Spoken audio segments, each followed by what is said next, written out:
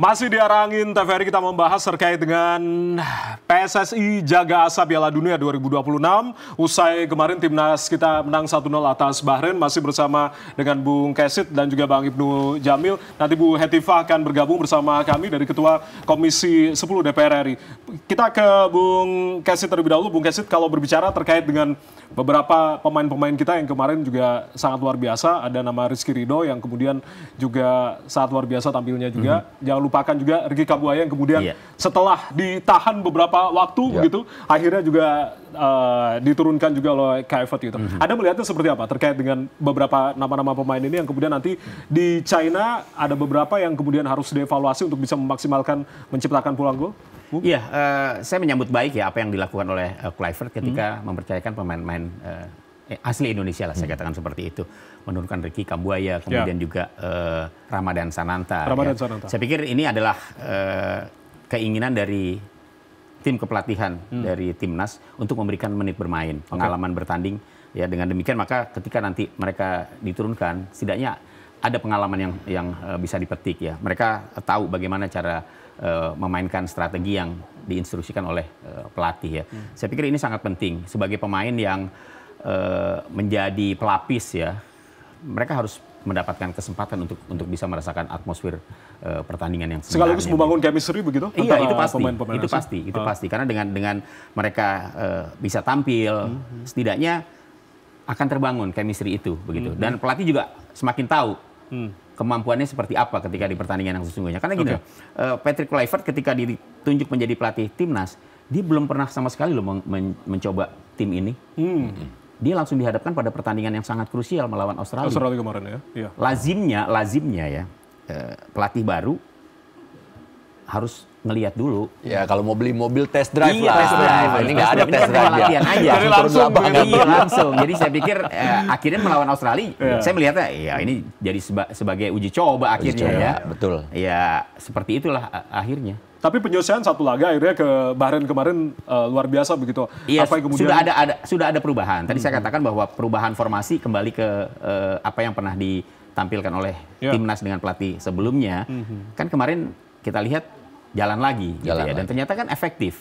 Begitu bahwa itu kemudian menjadi sebuah keberhasilan dari Patrick Kluivert, iya. Tapi ya belum sepenuhnya begitu loh. Karena dia baru melakoni 2 pertandingan. Menurut saya belum kemudian mengatakan bahwa Kluivert berhasil nih. Dia mengubah tim dari kemarin kalah lawan Australia 1-5 kemudian menghadapi Bahrain ternyata bisa menang begitu kan. Tapi tadi saya kan juga bilang Bahrain kok kemarin penampilannya nggak terlalu istimewa begitu kan. Jadi ya kalau kemudian menilai Kluivert sudah berhasil, iya, ya dia berhasil meraih kemenangan bersama timnya. Tapi apakah kemudian tim ini sudah betul-betul solid setelah dia tangani? Belum sepenuhnya. Dia masih perlu ujian lagi lah untuk membuktikan bahwa dia memang pelatih yang hebat, pelatih yang mampu mengubah kekuatan tim Indonesia menjadi lebih dahsyat. Gitu. Oke, kalau dari teman-teman gimana Bang kemarin melihat taktik dari Kluivert? Yang jelas gini, kalau saya melihatnya Patrick Kluivert dan jajaran pelatihannya artinya mau berubah. Artinya dia punya plan B atau plan C yang mungkin kita masih belum tahu nih karena kan baru 2 pertandingan. Ya, ketika kita melihat saat melawan Australia, saya yakin semua pasti setuju. Ini adalah sebuah blunder, ini adalah sebuah overconfidence atau mungkin ketidaktahuan terhadap pemain lawan. Kalau saya melihat, mungkin tim analisanya dan juga Patrick Kluivert ini sudah tahu kualitas dari pemain-pemain Indonesia, minimal mengenal lah, setengahnya. Makanya dia langsung susun, oke, pemainnya semua dari Eropa, banyak juga dari Belanda, jadi tahu pasang langsung. Main total football, langsung garis pertahanan tinggi, high pressing. Tapi ternyata ya blunder. Dan sekarang kemarin tepatnya pas lawan Bahrain kita melihat ada skema baru lagi. Dan ini balik lagi yang seperti teman-teman bilang ini adalah skema yang memang harusnya Indonesia pakai. Karena memang fokus pertahanannya harus diutamakan ketimbang menyerang dan terbukti lebih efektif. Lebih sesuai dengan apa yang kita tuju yaitu poin dan juga setiap poin kan sekarang sangat penting gitu loh. Every single match itu adalah partai final buat kita. Karena untuk kita bisa menjaga ke Piala Dunia seperti itu. Dan artinya juga buat saya, meskipun tadi Bungkus bilang, ini kan Patrick Kluivert dengan para pemainnya masih belum match ini, belum kawin banget sebenarnya. Belum kawin banget. Ya, kalau untuk melihat latihan mungkin udah bisa melihat lah ya kualitas pemain-pemainnya. Tapi kalau pas begitu terjun ke lapangan atau pertandingan sesungguhnya dengan banyaknya penonton dan disiarkan secara langsung, itu mental pemain bisa beda lagi loh. Itu kualitas permainan mereka juga bisa berbeda lagi loh. Ada yang bisa tetap steady atau konsisten dengan kualitasnya, ada yang bisa mendem, alias dia underperform. Atau mungkin karena faktor demam panggung. Demam panggung. Iya, sangat bisa terjadi. Itu sangat bisa terjadi. Oke, komentarnya, Bung Gazid. Iya, saya sependapat dengan apa yang disampaikan oleh Ibnu ya, bahwa tidak gampang gitu ya ketika pelatih baru ya terjun menangani sebuah tim yang sebenarnya menurut saya tidak ada persoalan berarti begitu ya. Kemudian harus hadir, tekanan secara psikologisnya itu kan semakin tinggi. Oke lah, dari sisi teknis itu bisa diperbaiki. Tapi ketika bicara non teknis, ketika ada tekanan yang begitu dahsyat, ini juga bisa mengganggu konsentrasi pemain. Kan pikiran mereka pasti, waduh kemarin kita habis menang, habis sekarang ganti pelatih. Besok nanti kalau kalah seperti apa? Itu kan terganggu. Mempengaruhi ya. Dan menghadapi Australia yang grade-nya di atas Indonesia. Ya. Oke lah, pada saat katakanlah misalnya STY masih tetap menjadi pelatih ketika itu, juga belum ada jaminan bisa menang lawan Australia, itu kan seperti itu. Tapi karena ini pelatihnya baru, akhirnya kan tekanannya menjadi lebih besar gitu. Ketika hasilnya negatif, ya kita bisa tahu sendiri seperti apa kemudian masyarakat menilai gitu kan. Ya untungnya baru satu pertandingan gitu, dan sudah bisa mereka-reka. Memang berat menghadapi Australia begitu ya. Tapi benar Bu, saya setuju banget tuh. Emang berat lawan Australia. Kalau kemarin pas ngelihat kedisiplinan pemain Australia dalam permainan wait and see-nya yang alias bertahan untuk merusak konsentrasi lawan atau menghancurkan konsentrasi Indonesia, itu sangat sukses banget. Dan saya punya perumpamaan, kalau itu lawan timnas Belanda belum tentu loh Belanda bisa menang lawan Australia. Bisa jadi, karena Australia punya pengalaman. Lawan Perancis dia juga bermain bagus loh, merepotkan permainan pemain Perancis. Gitu. Jadi secara kualitas memang dia kan di atas kita. Betul. Itu harus diakui begitu loh. Dari peringkat juga apalagi. Ya, jauh. Kan? Jauh. Nah, kemudian dalam jeda waktu 2 bulan, ternyata Australia yang sebelumnya agak terseok-seok, kan terakhir mereka hanya bermain imbang melawan Bahrain kan. Ternyata 2 bulan mereka melakukan sebuah evaluasi yang menurut saya hasilnya terjadi atau terlihat pada saat menghadapi Indonesia. Itu kan pertandingan pertamanya tuh, setelah break 2 bulan. Dan ternyata perubahannya sangat signifikan. Australia bukan Australia yang ketika ditahan imbang 0-0 di Jakarta oleh Indonesia. Australia yang kemarin, walaupun ada beberapa pemain mereka yang tidak tampil, tapi jangan lupa mereka masih ada Boyle, mereka masih ada Jackson Irvine, mereka masih ada si Behi, masih diperkuat oleh penjaga gawang utamanya tuh yang bermain di Liga Inggris, iya kan? Artinya apa? Iya, Australia is Australia gitu. Mereka kehilangan 3-4 pemain utama, nggak masalah. Nggak masalah. Tapi mungkin ada faktor ini juga Bu. Saya juga ngelihat seperti ini Jai. Ini cocokologi nih kalau untuk pencinta sepak bola. Saya melihat ada seperti kesengajaan dari pihak Australia membiarkan kita terbuai oleh datangnya pelatih baru, masuknya pemain-pemain baru, kita dapat oleh Romani, Dan James, Joey Pelupesi, terus juga kemarin kita berhasil menahan seri Australia di kandang kita. Terbuai maksudnya gimana? Terbuai artinya kita punya ekspektasi yang sangat tinggi. Jadi makin lama dengan berita-berita yang ada kemarin, Australia pun mengiyakan loh, wah ini kita terancam nih karena Indonesia mendapatkan pemain baru. Strateginya jadi kita terancam lagi. Belum di test drive ya? Belum di test drive. Terus pencinta sepak bola atau penonton sepak bola Indonesia, fansnya datang beli tiket habis, wah ini berarti dukungan timnas Indonesia sangat luar biasa. Dari sisi harga pemain juga luar biasa loh kita. Jadi kayak ada terbuai sehingga pencinta sepak bola Indonesia ekspektasinya bisa melompat lebih tinggi. Dan ternyata pas kenyataannya begitu ada di lapangan berbalik semua. Dan itulah yang berbicara apa? Pengalaman. Jam terbang. Australia lebih punya jam terbang daripada kita. Pengalaman jam terbang itu yang menjadi kunci utama. Tapi Bang, kalau melihat Kapten Jaitses begitu bermain di Liga Italia, kemudian dikenal melahirkan pemain bertahan di kelas dunia begitu. Seberapa besar sebetulnya dari gaya bermain dari ini Jaitses ketika berpengaruh ke timnas Indonesia? Iya, Jaitses walaupun Venezia tampil di Serie A dalam posisi yang mengkhawatirkan. Kan ada di papan bawah tuh, terancam degradasi juga kan. Tapi bermain di Liga Italia yang tingkat kompetisinya sudah begitu bagus ya di Eropa, pasti kan berbeda. Ya, artinya Jaitzes berpengalaman menghadapi tim-tim besar Italia, AC Milan, Juventus, ya kan, Inter Milan. Artinya dia semakin terasa, apalagi Jaitzes selalu menjadi pilihan utama loh di timnya, ya kan.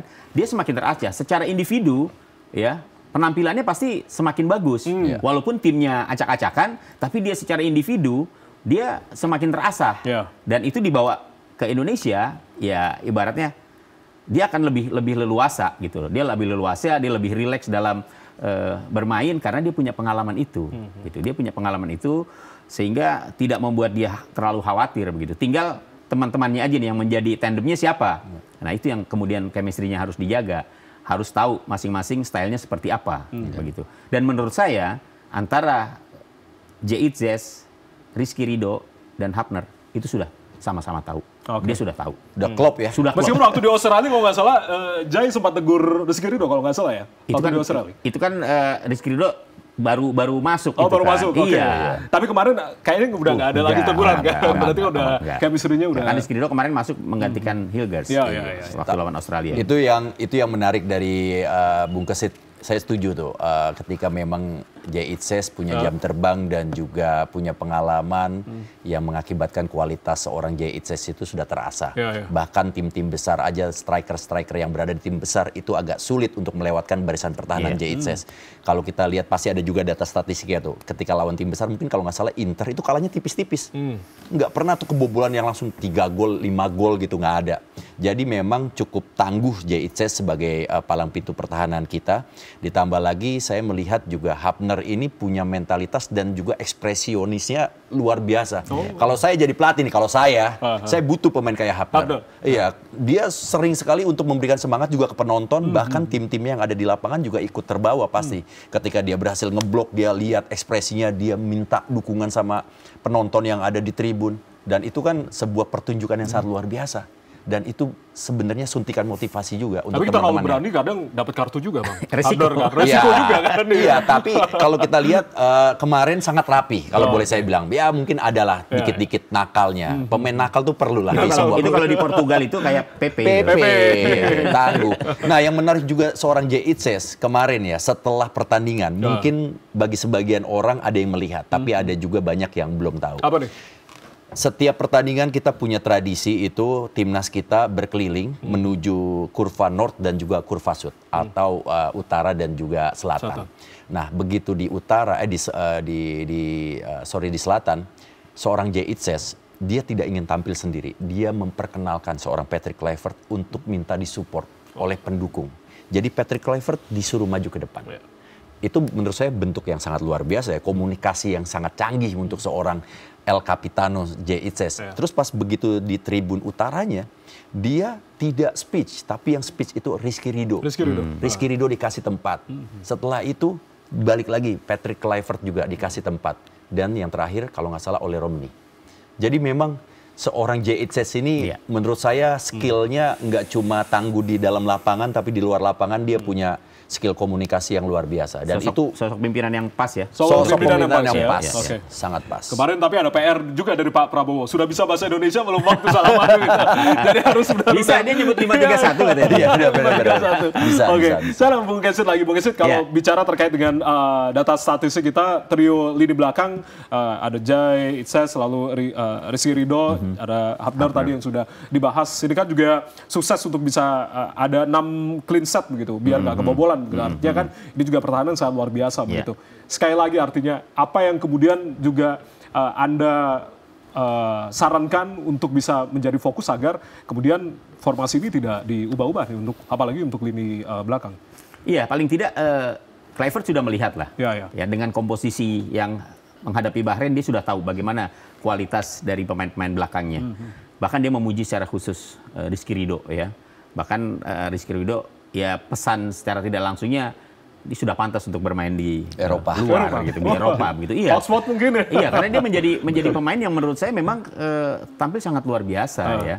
Dan bukan cuma Rizky Ridho ya, Jaitzes dan Hapner gitu. Saya lihat bagaimana Hapner yang menghadang shooting dari pemain Bahrain itu 2 kali. Dia slide terus dia tahan lagi gitu kan. Ini kan sebuah aksi yang menurut saya tidak semua pemain bisa melakukan seperti itu gitu. Artinya apa?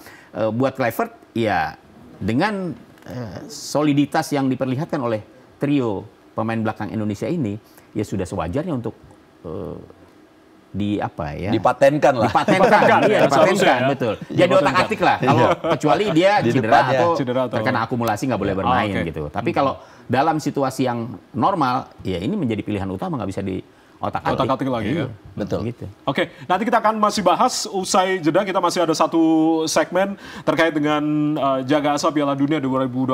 Usai jeda kami akan kembali. Tetaplah bersama kami.